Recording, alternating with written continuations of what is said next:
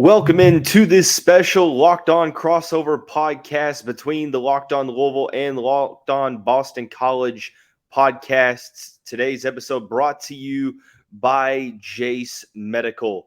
Today's episode brought to you by Jase Medical. Empower yourself when you purchase a Jase case, providing you with a personal supply of 5 antibiotics that treat 50-plus infections. Get yours today at jasemedical.com. That's JASE medical.com. I'm the host of Locked On Louisville, Dalton Pence. With me, the host of Locked On Boston College, AJ Black. AJ, how's it going today? Dalton, it's doing great. It's fall up here in New England. It's starting to feel it. The heat's gone, and you finally saw some life out of Boston College. So I'm excited to talk a little bit about that with you. Very true. If you're listening to this, you can't tell, but if you're watching this, obviously, you won't see AJ's face. His camera's having some difficulties, but definitely wanted to get each other on a crossover and talk about this matchup because there's a lot of uncertainty. I feel like, AJ, this is a matchup between Louisville and Boston College historically that it's really hard to tell what's going to happen. You kind of throw spreads out the window. Louisville was supposed to win last year, ended up losing. This year, I felt good coming into last weekend, and then Boston College absolutely shows out against Florida State, comes up a little short, but still plays really well. What were kind of your thoughts on that game very quickly, and how does that affect how you look at this week? Yeah, I mean, it was a crazy game. For the first two games, you had people talking about putting bags on their heads. You talk to the fans. They're getting down. You lose to NIU, who loses to Southern Illinois the week later. And then you go almost to overtime against, you should have lost against Holy Cross. And then, so, expectations are really low. The morale is really low. And you go into a game where you're 20, depending on which line you're reading. I think FanDuel had them at 28.5. I think minus 28.5 for Florida State. BC goes right out there, shows that they have no fear, and they hold, other than 18 penalties, which was insane. BC should have won that game. They should have won it, and they didn't. But you leave that game now with a quarterback, Thomas Castellanos, who looked dynamic. He put up 400 yards against the Knowles in a very good defensive line. And you're starting to feel maybe, hey, this, even though it was a loss, maybe this is the catalyst that turns things around. I agree there. I think for Louisville, on the other hand, personally, I mean, the first 4 games of the schedule were always 4 that Louisville fans believed should be must-win games. Right. Because you're going to be favored in all 4, and your schedule gets significantly harder in the second 4 or the second slate of 4 games when you play against NC State, Notre Dame, Duke, and Pittsburgh. But I'll be honest with you, I never feel good about a matchup with Boston College because it feels like Louisville. It doesn't matter what the spread is. Like I said, the Cardinals always seem to struggle, whether it's Phil Jurkovec or now Thomas Castellanos. And what worries me most now about Boston College is a quarterback that can run the ball. Right. Louisville struggled with Haynes King week 1, a guy that's not necessarily known for running the ball, quarterback containment. With him sort of, putting himself out there, right away against Florida State, showing that he can not only be able to run the ball, but ad-lib on the fly, and that's really, really dangerous. How does that sort of change the offensive identity of this Boston College team? Oh, it's so different. I mean, the whole quarterback situation at BC has been crazy. I went into week 1, post-game week 1, livid at the coaching staff. As someone who's there, I covered BC for 247. I've been at practices all summer. They threw Emmett Moorhead out at us all summer long. And he was at ACC Media Days. You figured he was going to be the guy, right? They kept talking about Hafley named him the starter the week of the NIU game. He last 2 series, and they pulled him. Like, he wasn't good, but it looked like he was just jittery. So they bring in this guy Castellanos, and he is, a little bit chaotic at first, but he's starting to get more and more comfortable. And I think that's what's exciting. What you saw in the Florida State game is that it's starting to come to him. It's like the first couple of games he made mistakes, and he just got here in August. He was coming from UCF. But he's getting it more, and he's not just a running quarterback. I think that's an easy thing to see when you're watching, and he does make good plays with his legs, but he's not a bad passer either. He's got a pretty good arm, and he's accurate, and he doesn't force throws, which I thought is good for a young quarterback to like not make things try to make things happen. He's really good at just, if it's not there, don't force it in, try to run or just throw it away. And that's been a big positive for him so far. And it's what kept him in the game against Florida State. This schedule is very interesting. I remember when we did the whole Locked On ACC preview. I remember you saying that this was kind of a season to where something had to go the Eagles' way, right, for this coaching staff. And I know that a loss is indeed a loss on the schedule. Florida State has to give you some hope. But now, I mean, you're looking at a potentially big swing. There's a big swing between 2-2 and 1-3. What is really at stake in your opinion? Is there much significance on this game early on in the season for Boston College and more specifically Jeff Hafley? Yeah, it's a huge game. I have to say, with Hafley, this is a do or die year for him. I think I said this in the ACC preview. Like, he's got to make a bowl game. He cannot go another year without a bowl, especially, as I said, with the schedule. And as the year has gone on, it's unveiling itself to be as what you thought it would be. Like, Virginia Tech is bad. Pitt looks bad. Virginia's bad. UConn's bad. Like, you've got these teams that you should be able to beat to get yourself to a bowl. And if you can't do that, then maybe this isn't the right fit for BC. The game against Louisville is going to be is super important. How critical it is. I mean, yeah, 1-3 is bad, and you don't want to get to that point. It's their first road game. It's BC. This is the first time they're going to have Castellanos on the road, and that in itself is a little worrisome because he had issues with cadence at home where their false starts all over the place. And Hafley was saying it wasn't the offensive lineman; it was Castellanos that was causing it. But bringing him on the road, doing all those things, I anticipate some jitters here. I anticipate that the high flying BC team that you saw at the end against FSU might not be there at first against Louisville until they start to settle in. And at the end of the day, yeah, it's going to be a critical game and one that BC obviously really wants to win. But if they lose it, it's a game at a time right now with this team. Because I could easily see them losing to Louisville. The fans get back down in the dumps. And then they rip off like 4 or 5 wins in a row because it eases up a lot for BC moving forward. Sure. I agree there. And I think that the situations are fairly different for both teams, obviously, with a new coaching staff. If Louisville still has Scott Satterfield, I think we look at this game so much differently. But now you have Jeff Brohm, like I said, and I'll be honest, I think that Louisville fans almost have placed too high of expectations on this team.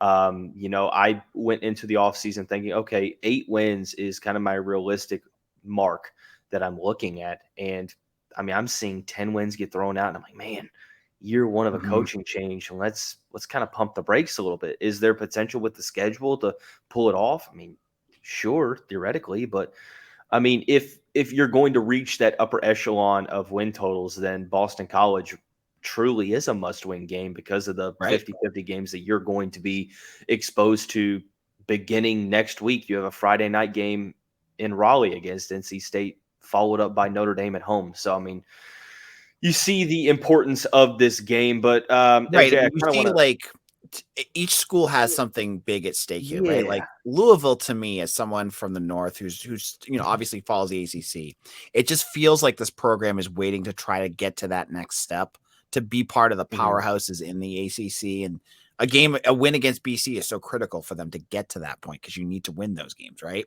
For BC, it's like almost just staying afloat. Like, you want to win the game to stay afloat. And honestly, like, you're playing a good team that's a little bit more manageable than what you just battled last week. So this is now a more winnable game for BC. Can they win that? I think that's a big piece right there. I definitely agree. And I'll be honest with you, this is one of those teams that I feel like Louisville fans do a good job of getting a decent understanding of who they're going up against, but I feel like in talking to a lot of fans over the past couple days in group chats, nobody on our side knows what to expect from this Boston College team. So I now want to turn it over and discuss a little bit with you about what the fans should know about the Eagles. And we'll do that here momentarily after we talk about our friends and the title sponsor of the show, Jase Medical. Everyone should be empowered to care for themselves and their loved ones during the unexpected. That's why Jase Medical offers the Jase case. The Jase case provides 5 life-saving antibiotics for emergency use and gives you a peace of mind so that you are not just hoping that you have access to medication in an emergency. Jase Medical makes sure that you have the medication in hand. It is simple, and they handle everything from the online evaluation to licensed pharmacy medication delivery and ongoing consultation and care. Don't get caught unprepared. Save more than $360 by getting these life-saving antibiotics with Jase Medical, plus an additional $20 off by using Locked On at checkout on jasemedical.com. That's JASE medical.com while using the promo code Locked On. Hey, football fans, once again, thanks again for making Locked On Louisville and Locked On Boston College your respective first listens of the day. College football season is about a quarter of the way through. This season, Locked On is kicking up our coverage with Locked On College Football Kickoff Live. Each Friday, Locked On will go live from 11 a.m. to 1 p.m. Eastern on every Locked On College YouTube channel. College Football Kickoff Live will cover playoff implications, the conference rivalry games, while going in depth like only Locked On can, including insight and analysis from our stable of Locked On College hosts covering their team every day. Find Locked On College Football Kickoff Live every Friday from 11 a.m. to 1 p.m. Eastern Time on any Locked On College YouTube channel. You won't want to miss it.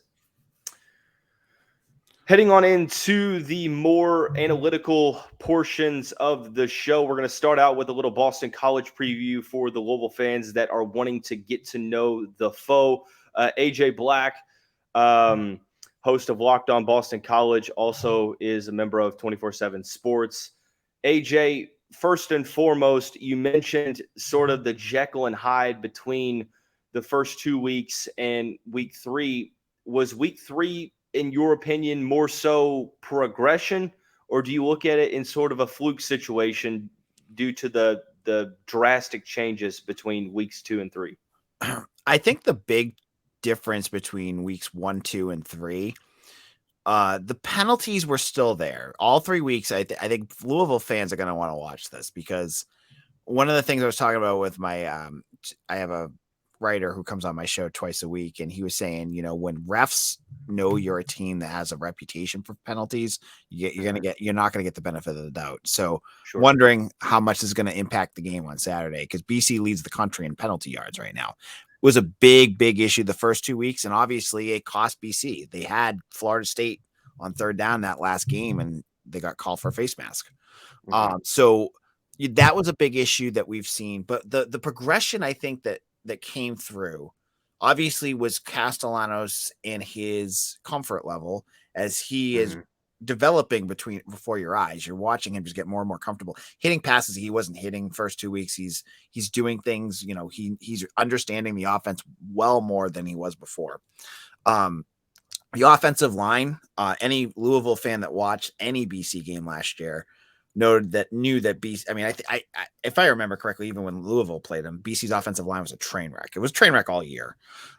It's good. They credit to Jeff Hafley. He fixed it in 1 year. He got 2 transfers. Christian Mahogany, who's all ACC, is back, and the guys that are there, Ozzie Trapilo and Drew Kendall, are both developing, which is great. So that's good. The big difference I saw from the first 2 weeks to week 3 is the development of the defense. The defense couldn't stop Holy Cross. They couldn't get off the field against NIU. And against Florida State, they held Florida State to 2 of 10 on third downs. Keon Coleman didn't have a single touch in the game. So you saw the defense really kind of step it up. And that was something we've been waiting for. We thought the defense was going to be like the bread and butter for this team. And it really hasn't been. There's no pass rush right now. They have 1 sack in 3 games. Donovan Azaraku was all ACC going into this season. He has 1 pressure in 3 games. Not good.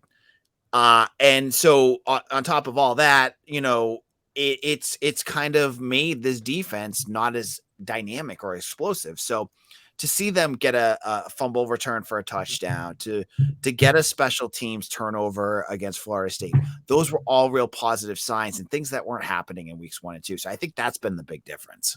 Let me take this out. My apologies. I'm sitting here looking. I was like, this is not Dalton Pence's show. One thing that I found interesting, AJ, is in the 2 losses, granted small sample size, he ended up coming back against Northern Illinois, but in the 2 losses, double-digit deficits against both teams. Now, granted, the Eagles made it interesting. Is that sort of a trend that you feel like is going to be corrected? I mean, obviously it's early, so you can't really take too large of takeaways from stuff like this, but it seems like, even in the win against Holy Cross, they still trailed in that game. It seems like for Boston College to really reach that ceiling, it's like the offense kind of has to carry the way while the defense kind of figures things out. Right. You gotta, I think they're hoping that this momentum the defense had in that game. I mean, the second half, BC outscored Florida State at one point from 19-0. Mm-hmm. So you talk to the defensive players, you hear them start really feeling it, and it's what they say, it's what it is, right? But the hope is that maybe that's the catalyst that gets them sparked to get more explosive and get bigger plays, so that you don't fall far behind right off the bat, and you don't have to dig yourself out of these holes over and over again. Mm-hmm. Hafley's never made things easy. I'm gonna say that right now. No matter if it's 2023 or 2020. Every game that Jeff Hafley has coached, other than maybe Colgate his first year or second year, BC has had to claw and scratch, whether it's UMass, Texas State, Louisville last year. I mean, you name the games that they've even won, they've never been able to put teams away.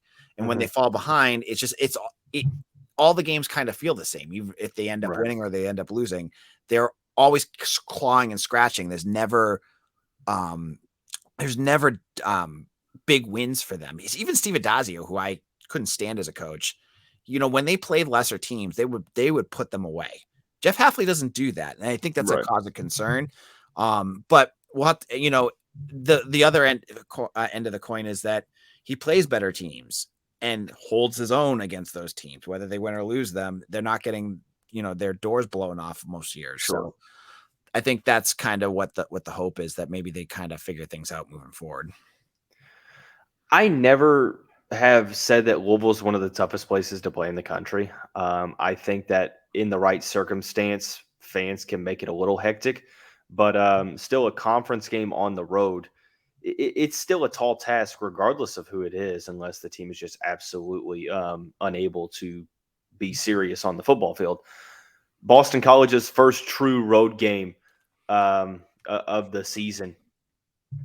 Initial thoughts on, playing away from the Northeast and how large of a factor that'll play, if any, for this team on Saturday. I think 2 big factors that I worry about when it comes to playing on the road. Obviously, Castellanos is the big one. He hasn't started an away game yet. I'm not sure how he's going to react to that. He's learning so much on the fly right now and trying to pick things up that this could be a culture shock for him. I mean, he came out, just to give your listeners a more of a context. His first game against Holy Cross, he got nailed with 2 personal foul calls. One of them was he was running out of bounds on a 3rd down run and was pointing at the defender, like taunting him. And that ended up being a 15-yard penalty. Also, the fun part of that was he wasn't even in for a first down. He was 1 yard shy of the first down, which Jeff Hafley was livid after that. I can only imagine. And then after another play, he did the old hand motion that people make with their what do you call it? I don't want to say because we're censored, but you know what I mean, like down there at the opponents, and it was caught on national television. So they had to kind of kind of bring him back in, because Hafley said if he kept doing it, he was going to bench him. Sure. Completely different kid next week. But with the pressure of an away team, playing on the road, how is that going to impact him? Is he going to be able to handle that? Like it's different when you're playing at home in front of a fan base that loves you, but when you're playing on a hostile environment, are you going to have moments where you lose it? And I'm worried about that. And then penalties, all sorts of pre-snap and stupid penalties that BC makes. I think on the road it's going to get exacerbated. So if it gets exacerbated, oh my gosh, they set their own team record with 18 school record with 18 penalties last week. If they beat that, I'm gonna have a whole week of shows just based on penalties. Yeah, no, and that's pretty. It's pretty rough. I hope that that's not the case for your sake, but want to flip the coin and give your listeners a little bit of a better understanding of what Louisville brings to the table in a new era of Cardinals football. We'll allow you to answer any or ask any questions you have here momentarily after we talk about our friends over at FanDuel. Snap into action this NFL season with FanDuel, America's #1 sportsbook. Right now, new customers can get $200 back in bonus bets guaranteed when you place a $5 bet. That's $200 in bonus bets, win or lose, with a $5 bet. If you've been thinking about joining FanDuel, there's no better time to get in on the action. The app is so easy to use, from spreads, player props, over-unders, whatever you can think of. Visit FanDuel.com/lockedon and kick off the NFL season. FanDuel, the official partner of the NFL. Final segment of this special crossover podcast between Locked On Louisville and Locked On Boston College. I'm Dalton. He is AJ. AJ, I'll allow you the floor, man. Any questions you have about Louisville? All right. Yeah, I've got a bunch. So, okay. I think BC fans, we got used to seeing Scott Satterfield, and I know a lot of Cardinals folks weren't really high on what he was doing with the program and felt that there was a lot of missed opportunities there. And based off of people I've talked to, people I've heard, it seems like Jeff Brohm was the perfect hire for the Cardinals. And it seems like it's paying off both on the field and in the transfer portal and recruiting. Can you just talk a little bit about like what he's brought to Louisville and what you've noticed the first 3 weeks of the season? Energy. I think that's kind of what I keep coming back to. It felt like, and this is no disrespect to Sat. I mean, I felt like he left the program better than in which he found it, which, grateful for that. But it just seemed like the program, at least the fan base, was almost getting lethargic with kind of the same old narrative, losing the same old close games year in, year out. And it felt like, there was a case to be made that he shouldn't be back for another year, which thankfully Cincinnati did U of L a solid and made that decision for them. So Jeff Brohm is the prodigal son, a player or a guy that played here, coached here, is from here, gets the fan base involved, and brings the juice on the field. He has a saying, it's a street fight in between the whistles. So that's something that, he brings that fire. Now, granted, this team hasn't been perfect through the first 3 weeks, but they've already been better at finishing games early on in the first 3 games of the Brahm era than probably ever in the Satterfield era. So that's pretty much the thing that jumps right off the page. All right. And now, it seems like it went from, they were obviously other quarterbacks, but in my brain, it goes like Lamar Jackson right to Malik Cunningham. Pat's fan. I loved watching him play, by the way. This summer was great. Now you got Jack Plummer, who takes over, as starting quarterback. What have you seen so far from him, and what does he do well, and where do you think he needs to improve?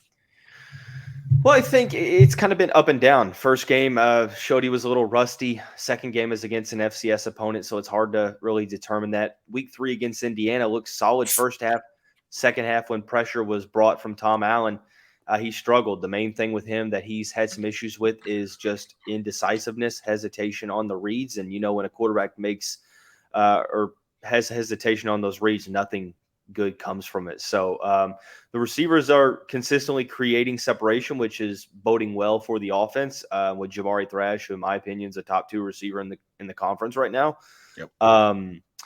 Ultimately, I mean, he has had some moments to where he has looked like a very, very good quarterback, better than he did last year at California. But there's also times where it shows that he needs to be a little bit more comfortable with his reads, and hopefully with more reps in this scheme and with this personnel situation, it's going to get better. But it's been a little bit of a talking point through the first 3 weeks. And I think week 4 is definitely something that people are realizing is pretty urgent in that regard. So, and You mentioned Jamari Thrash, and there's a couple playmakers that have really stood out in the first couple of games for the Cardinals, and it's Jawhar Jordan, your running back, who leads the country in yards per carry with 10.47, and Thrash, who I mean, every time I turn on a game, it seems like he's making a big catch.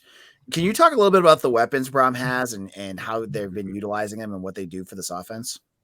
Yeah, so Brahm's sort of philosophy, and what we had to tell a lot of Louisville fans is that this isn't an air raid offense. This is a pro style offense that throws the ball more than Scott Satterfield's offense. So there's been a healthy mixture of three running backs and Jawhar Jordan, Isaac Garendo, and Maurice Turner. Jordan, obviously, the feature back that gets the majority of the touches and has been fantastic. Was fantastic last year when his number was called. So the running back committee's kind of been a great surprise for the fan base and how stable it is. Top 5 rushing attack in the country right now. And through the first 3 games, no one has been able to check Jamari Thrash one-on-one.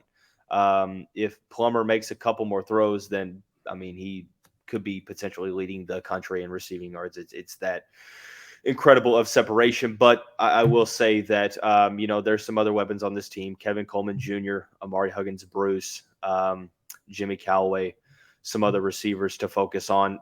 The main thing I'll tell you and tell the Boston College fans listening, this is a totally different wide receiver core than what you would have seen last year. A lot of transfers in, Kevin Coleman transfer, Jamari transfer, Jimmy Callaway transfer, Jaden Thompson transfer. So, credit Brahm and company. It's going to be a very balanced offense, but expect a lot of workload to Jamari Thrash, and Louisville's going to do their very best to establish the run right away. All right, and on the defensive side, the name that always pops out to me is Ashton Gillette. Is I got that right? Gelati. Wow, way off. Gelati. You're a Patriots fan, so it evens out. I see the inspiration. Yep, but what makes him so? I mean, I looked at his numbers. I'm like, man, he's in on a ton of quarterback pressures. What makes him so dangerous? And what are some other names on defense we should be watching out for? Yeah, Ashton came in as a freshman, came in a semester early and added like 45 pounds in one semester and went from being a redshirt candidate to, oh, crap, this guy's going to play. He's going to play a lot. And thankfully, he was able to learn from Yasir Abdullah and Yaya Diaby, who were premier pass rushers for the past couple seasons. But now he is the guy.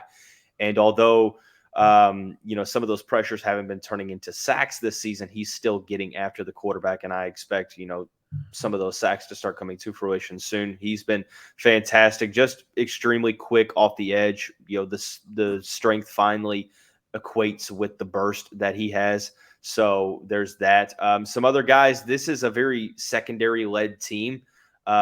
Quincy Riley, Storm Duck, the transfer from UNC, and Jarvis Brownlee will lead this team. There's also some solid defensive backs in the safeties room. I wouldn't necessarily say there's one guy that stands out outside of Gelati. This is probably as balanced as this defense has been probably in about a decade. Wow. Yep. Okay. Yeah. I mean, you look at the statistics, and I know you have the FCS game in there, but sure, they look like a well-balanced team. And finally, you asked me about it. What does Louisville have to do to win this game? Yeah, I mean, I think that for Louisville, the name of the game is consistency. I think the last game was the telltale sign. First half looked like this team was going to win by 50. Second half, thankfully, this team was up by 21 because they would have lost if they weren't. It's playing 4 quarters of quality football. Georgia Tech, 3 good quarters, but the bad thing is the 1 quarter they allowed 28 points. Murray State, it is what it is, but it's the consistency aspect. If Jack Plummer, number one, Jack Plummer has to be the Jack Plummer that we need him to be. And if he's able to do that and move the ball down the field, then Louisville's able to put up points like we know they can do. I think that they're in a solid situation. And just being consistent, limiting the big plays. I think one thing that Louisville's been very prone to doing, not only this season, but in years past, it's almost like an MO for this program, is allowing quarterbacks to flee the pocket and run. And that's something that Louisville really has to keep in check this week. So limiting the big plays and being consistent. And my last question has nothing to do with football, but it's an away game, and there's BC fans, I think, that are going to be going down there that listen to this podcast. Yeah. For fans traveling, what's a great brewery or food spot they need to hit up? in Louisville? Oh man, put me on the spot. There's honestly a lot of great places to go check out. I won't recommend specific spots. I'm going to recommend specific areas. Definitely check out Bardstown Road in the Highlands. It's a very unique feel. Went up to Boston a couple of years ago, and the Highlands gives me a very Boston-like feel, like downtown historic Boston type feel. So be sure to check out the Highlands. Anywhere around the stadium, Louisville's done a great job of increasing fan experience. So be sure to stick around, the Louisville campus and definitely the Highlands. All right, that's my last question for you, Dalton. Yes, sir. Yes, sir. Appreciate everyone for tuning in. Like I said, for all the coverage on the Boston College Eagles, on the Louisville Cardinals, be sure to tune in to the Locked On Boston College podcast, the Locked On Louisville podcast. I'm Dalton Pence. He is AJ Black. Be sure to tune in. These two podcasts cover your team 5 days a week, your team every day.